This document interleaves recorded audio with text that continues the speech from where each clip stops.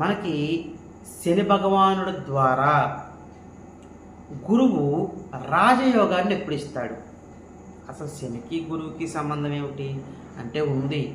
ఎందుకంటే శని వర్గ రాశుల్లో శని రాజు అయితే కింగ్ అయితే గురువర్గ రాశుల్లో గురువు కింగ్. మరి వీళ్ళిద్దరికి కాంబినేషన్ ఎలా ఉంటే కనుక గురువు యోగిస్తాడు విపరీతంగా.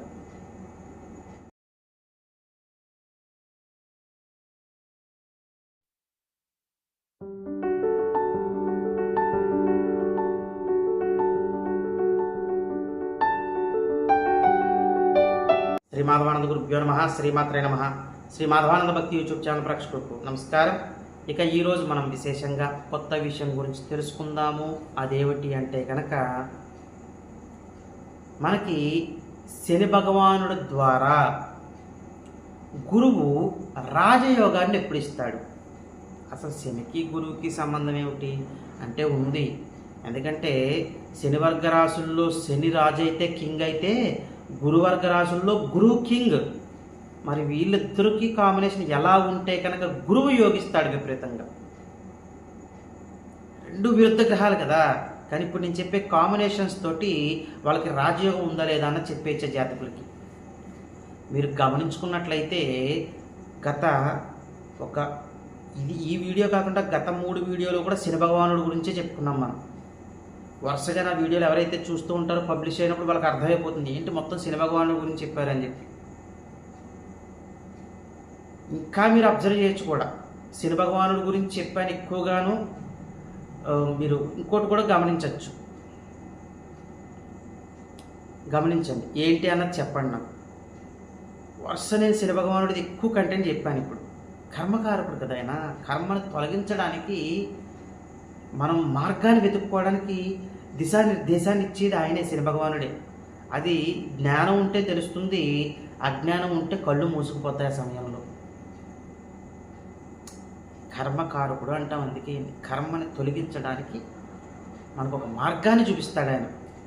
ఇప్పుడు నేను చెప్పేది మంచి రాజయోగం. ఇది శని భగవానుడికి గురువుకి ఈ కాంబినేషన్ చూద్దాం. చాలా చెప్పుకున్నాం, శని భగవానుడికి గురువుకి కాంబినేషన్ చాలా చెప్పుకున్నాము. ఇది ఇంకా కొంచెం బాగుంటుంది. ఇది కూడా ఎవరి జాతకంలో అయితే గురువు యోగిస్తాడు అని ఎలా చెప్తాం మామూలుగా, లగ్నాతు గురువు ఏ స్థానంలో ఉన్నారు అంతే కదా, ఏమిటి ఫైన్.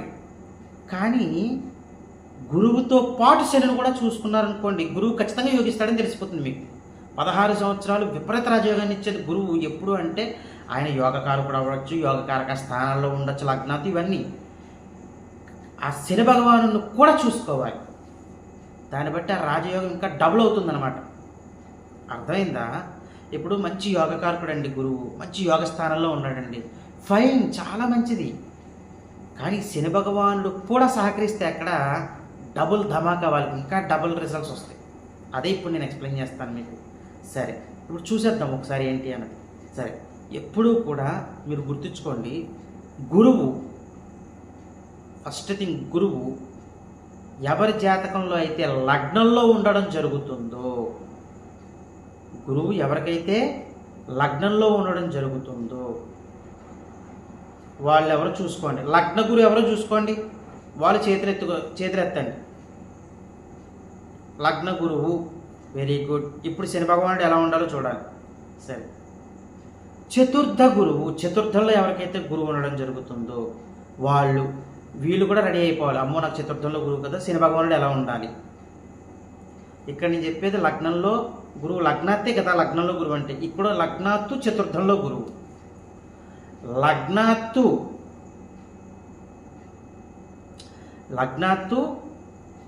షష్టమంలో గురువు, 6th హౌస్. లగ్నాత్తు అష్టమంలో గురువు. దుస్థానాలు 2 వచ్చాయి. దుస్థానాల్లో కూడా గురువు మంచి ఫలితాలను యోగాలను ఇచ్చిన జాతకాలు చాలా ఉన్నాయి. అది అష్టమ గురువు యోగాలు చాలా ఎక్కువ ఉన్నాయి.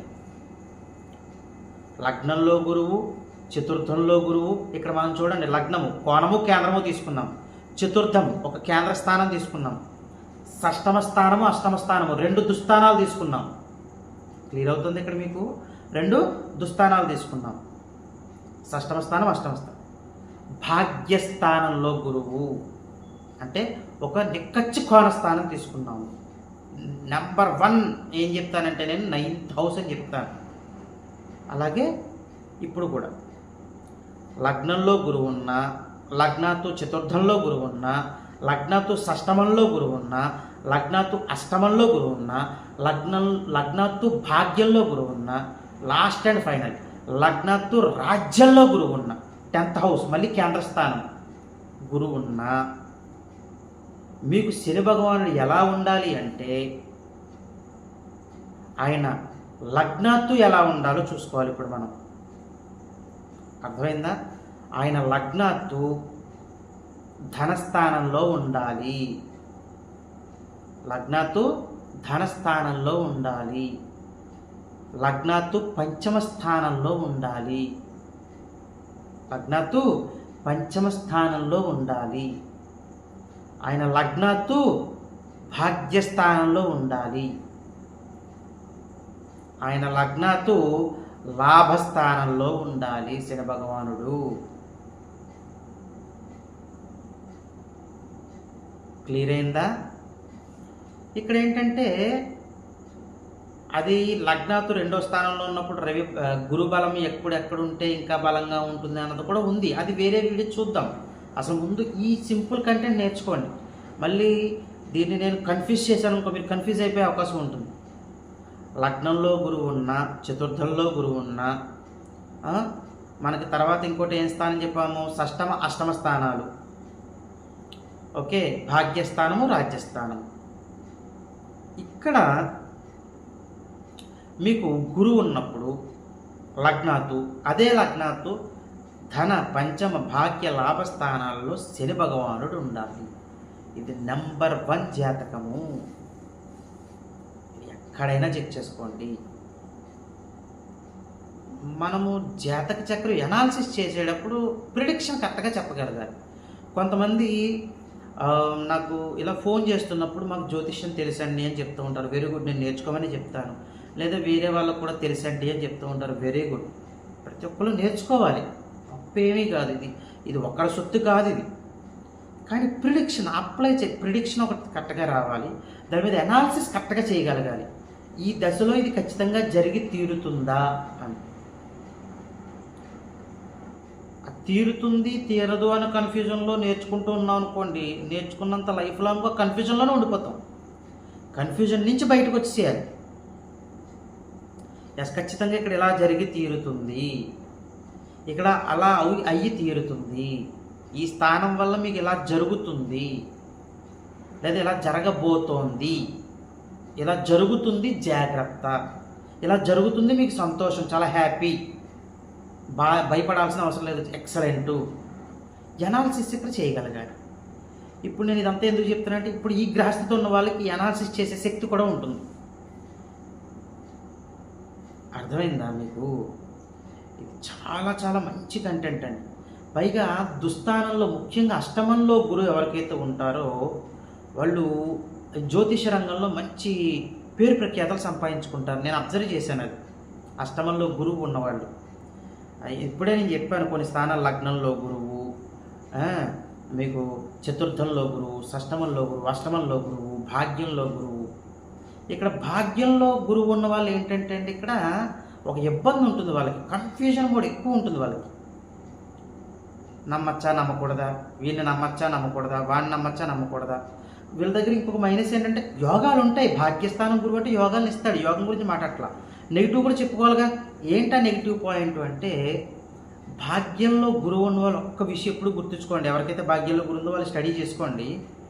వాళ్ళు అవసరానికి ఒక మనిషి దగ్గరికి వెళ్ళడము, అవసరం తీరిపోగానే ఆ మనిషిని వదిలేయడం లాంటివి చేయకూడదు. ఎప్పుడు కూడా చేయకూడదు. వాళ్ళు చేస్తారు అని చెప్పట్లేదు, చేయకూడదు. మీకు అర్థమే ఉంటుంది చేయకూడదు అని ఎందుకన్నాను అంటే, వాళ్ళు చేస్తారు కాబట్టే చేయకూడదు అన్నాను. అలా అవసరానికి వాడుకున్న తర్వాత వదిలేయడం వ్యక్తిని వలన జీవితంలో మీకు గురుమహారదోష వచ్చినప్పుడు చాలా ఇబ్బందులు పడతారు మీరు. ఎందుకంటే భాగ్యస్థానంలో గురువు ఉండడం ఒక అదృష్టం, నెంబర్ 1 అది అసలు జాతక చక్రం మొత్తానికి.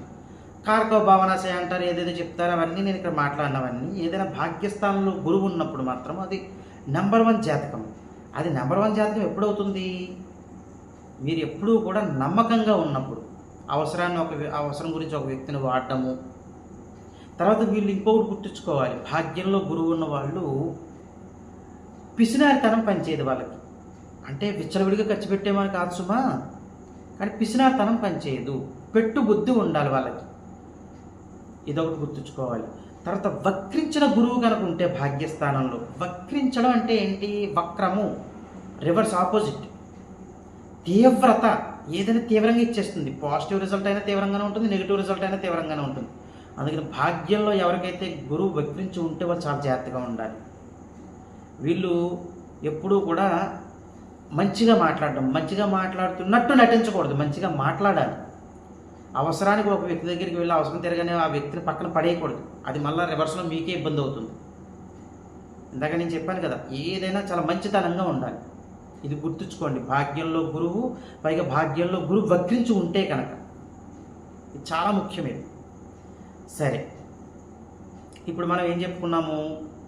గురువు ఎప్పుడు విపరీతంగా యోగిస్తాడు, రాజయోగాన్ని ఎప్పుడు ఇస్తాడు అన్నది చెప్పుకున్నాం. ఇప్పుడు ఎలాగ చెప్పుకున్నాము? శని భగవానుడి యొక్క స్థానాలను బట్టి చెప్పాము.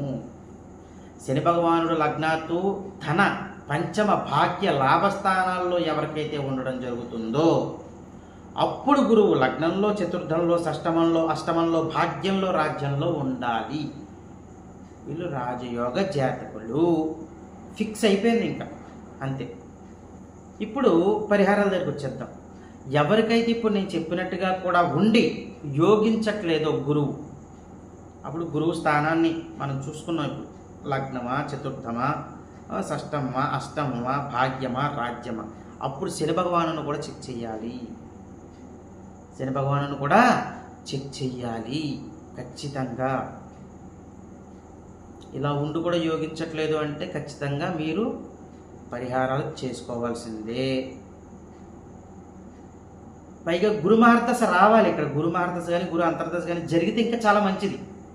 ఉన్నా లేకపోయినా యోగం ఉంటుందండి, కానీ ఆ దశ జరిగితే ఇంకా బాగుంటుంది, ఇంకా బాగుంటుంది. ఇక్కడ మనం అబ్జర్వ్ చేయాల్సింది అదే. యోగకారక దశ జరుగుతుంది అనుకోండి, అది ఎంత అదృష్టం అండి. ఒక గ్రహం యోగకారకుడు అయ్యాడు, ఆ దశ జరగట్లేదు, ఉపయోగం ఏంటి? ఉంటుంది, యోగకారక ఫలితాలు ఉంటాయి, కానీ 100% ఉండవు కదా. అర్థమైందా మీకు? ఇక్కడ అలా అనమాట. దశ వస్తే 100% చూపిస్తుంది, దశ లేదనుకోండి అది 60-70% చూపిస్తుంది. అది కూడా మంచిదే, 70% చూపించిన హ్యాపీయే కదా.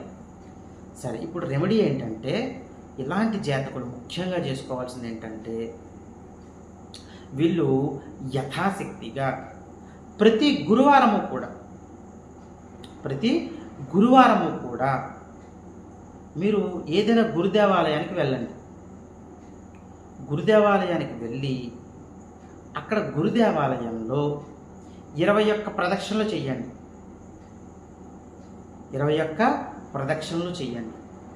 చేసి ఆలయ ప్రాంగణంలో ఒక నిమ్మకాయ తీసుకుని రసమంతా పిండేసి 2 ప్రమిదల్లా చేసుకుని అందులో నువ్వుల నూనె పోసి, ఏంటండి, నువ్వుల నూనె పోసి,